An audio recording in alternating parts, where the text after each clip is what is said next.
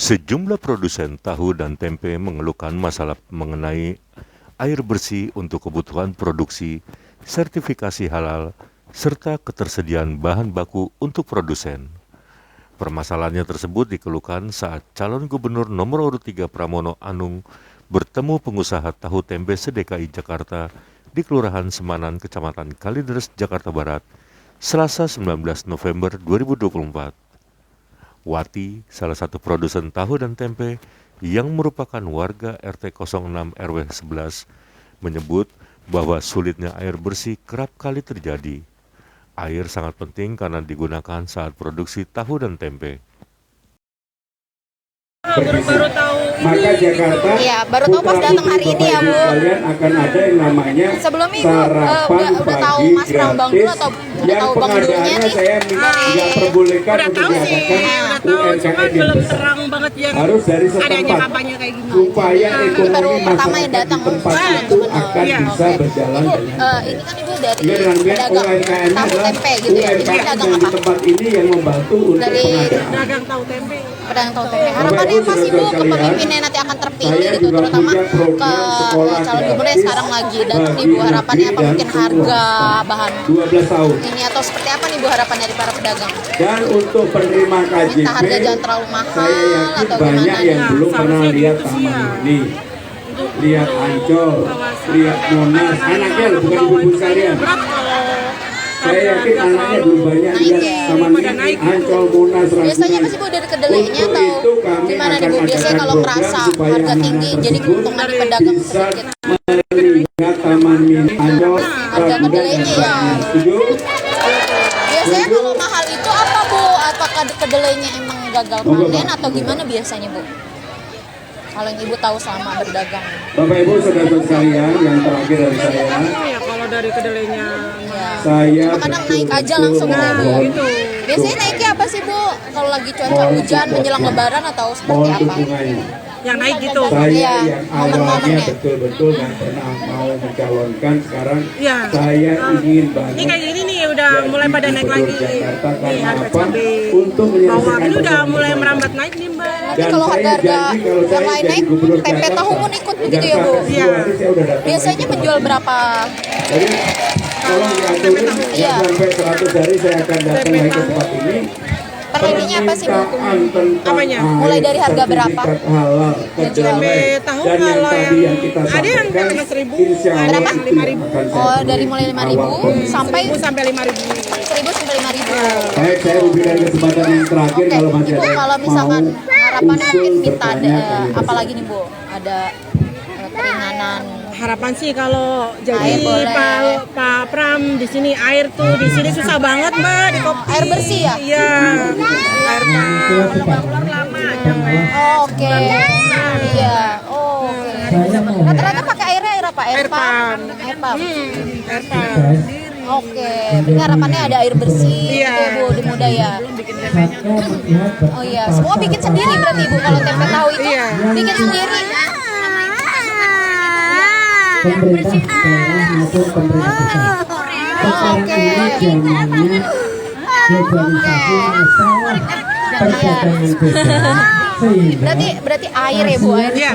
semua di sini apa sih Bu? Pabrik ada pembuatan masing-masing atau ada khusus gedung pembuatan sendiri? Masing-masing sih Mbak. Jadi ini di sini nih ada pabrik tahu gitu kan. Kalau tempe mah masing-masing di rumah-rumah. Oke, ada berapa Bu kira-kira? Banyak ya? Mayoritas. Pedagang ya? itu Oke. saja sendiri karena gitu. koperasi Oke, siap. Jadi itu ya Bu harapannya air, harga. Nah, ini dengan Ibu siapa? Panggilannya? Ibu Wati. Ibu Wati. Ibu Wati keluarga mana nih? RT berapa Bu? RT 6 sini. RT 6 RW? Di 11. RW 11. Oke. Kalau Ibu Betul. Jadi terima kasih sama Bapak RT 11. Ibu panggilannya siapa? Baik, Pak Suparman. Bu Erni. Oke, siap. Semoga bisa didengar juga ya Bu. Jadi kan bisa kita sampaikan gitu ya. Sama pedagang tahu tempe juga berarti. 153 Bu Erni. pasar yang dijaga. Menyoal air bersih, Pramono mengungkapkan apa yang sudah ia katakan pada debat terakhir kemarin lusa. Ia menjelaskan akan merancang program pipanisasi yang ditargetkan selesai pada 2029 untuk mencapai 100%. Hari ini saya bersyukur diundang oleh para pengusaha tahu dan tempe yang ada di Jakarta Barat ini. Mereka pada prinsipnya sebenarnya persoalan yang dihadapi ada 3 yang memerlukan campur tangan bantuan dari pemerintah Jakarta. Yang pertama adalah urusan sertifikasi halal. Kadang-kala menjadi beban karena ada kosnya, biaya dan sebagainya, waktu yang lama dan bertele-tele. Yang kedua adalah kebutuhan akan air bersih untuk pembuatan tahu dan tempe di tempat ini, termasuk yang akan menjadi prioritas utama untuk pipanisasi air bersih di Jakarta yang kemarin dalam debat saya sampaikan 44%. Dan saya yakin di tahun-tahun mendatang ini kita akan kejar bisa sampai dengan 100% di tahun 2029. Yang ketiga adalah masalah kedelai. Kedelai ini menjadi persoalan karena terkadang suplainya tidak lancar, kualitasnya kurang baik dan sebagainya. Jadi itulah yang saya temukan dalam turun belanja masalah di tempat ini. Mas Pram, kalau untuk Jakarta Barat sendiri, Mas Pram target berapa persen, Mas? Ya pokoknya targetnya mendapatkan dukungan rakyat. Bagi saya itu lebih penting. Mas Pram, dalam 100 hari pertama jika terpilih, tadi kan Mas Pram di tempat ini dan beberapa tempat lainnya menyampaikan akan kembali lagi gitu ya ke titik-titik yang Mas Pram datang. Ini memang menjadi komitmen atau prioritas? Ya, saya kalau dilihat hampir di semua daerah yang saya janjikan adalah persoalan yang real yang dihadapi oleh masyarakat. Bukan sesuatu yang membangun yang butuh waktu terlalu lama. Untuk itu saya sudah minta kepada tim saya untuk 100 hari kalau saya jadi gubernur semua akan kami datangi satu-satu seperti sekarang ini. Kan ini juga hampir 100 hari saya keliling. Sehingga dengan demikian apa yang menjadi janji-janji saya pribadi, karena berjanjinya kan belum sebagai gubernur. Kalau sebagai gubernur harus bisa diselesaikan, saya akan menyelesaikan. Mas, terkait kendala sertifikasi halal dan produksi kedelai ini solusi dari Mas Pram? Ya, kalau sertifikasi, mohon maaf ya, seringkali masyarakat itu kan tidak bisa melakukan secara online. Sehingga perlu bantuan supervisor dan sebagainya. Nah itu yang menjadi tugas pemerintah Jakarta. Kalau kedelai, tentunya kami akan bantu buka seluas-luasnya hubungan dengan produsen-produsen ataupun sentra-sentra kedelai baik di dalam maupun di luar negeri. Karena memang kedelai ini banyak yang tidak bisa dipenuhi di dalam. Mas Pram, untuk status DKI Jakarta yang sehingga saat ini masih ibu kota seperti apa, Mas? Jakarta secara undang-undang sudah tidak ibu kota. Karena Undang-Undang Nomor 2 tahun 2024 sudah mengatur Jakarta sebagai kota global, pusat perekonomian nasional. Tetapi perpres pindahannya kan memang sebagai ibu kota by law, by undang-undang. Mas Pram, untuk program yang lebih Ya, yang pertama saya 2 periode membantu Pak Jokowi beliau sebagai presiden. Bagi saya ini bagian dari demokrasi. Orang bisa boleh memilih siapa saja untuk menjadi pilihan. Saya menyampaikan terima kasih Pak Jokowi sudah 2 periode mempercayakan saya sebagai Menteri Sekretaris Kabinet dan saya mendoakan supaya Pak Jokowi sehat walafiat. Upaya Mas Pram mengamanin TPS mungkin Mas Pram, upaya Pram dulu untuk mengamankan TPS. Untuk mengamankan TPS kami akan, kan TPS ini sudah kami hitung 14.800 lebih dikit. Maka kami akan punya 2 saksi di setiap TPS.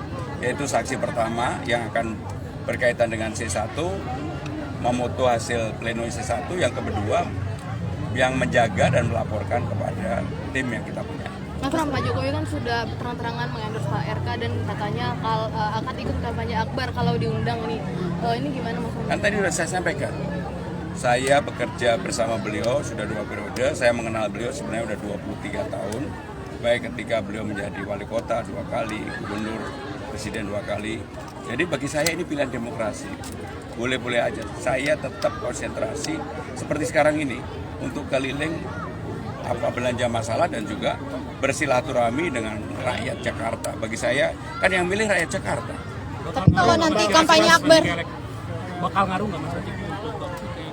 elektabilitas? Ya dilihat aja elektabilitas saya turun nggak atau naik, malah naik. Mas, berarti rencana sowan ke Pak Jokowi sebagai mantan gubernur? Oh enggak, saya akan sowan dengan siapa saja.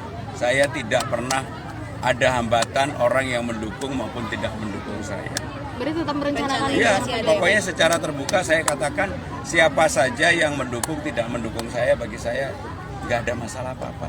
Tetap saya doakan untuk Mas Pram kesehatan. kecewa nggak sih Mas? Kan Pak Enggak. Jokowi kan dekat dengan Mas Pram gitu. Apalagi Pak Jokowi kan itu PDIP tuh yang mengusungnya dari dulu. Jadi sekali lagi saya mendoakan kesehatan Pak Jokowi supaya beliau sehat. Karena sekarang ini kan beliau keliling-keliling, jadi beliau supaya lebih sehat. Luar biasa. Baik, terima kasih rekan media ya, yang sudah Kecewa nggak? Kecewa sih.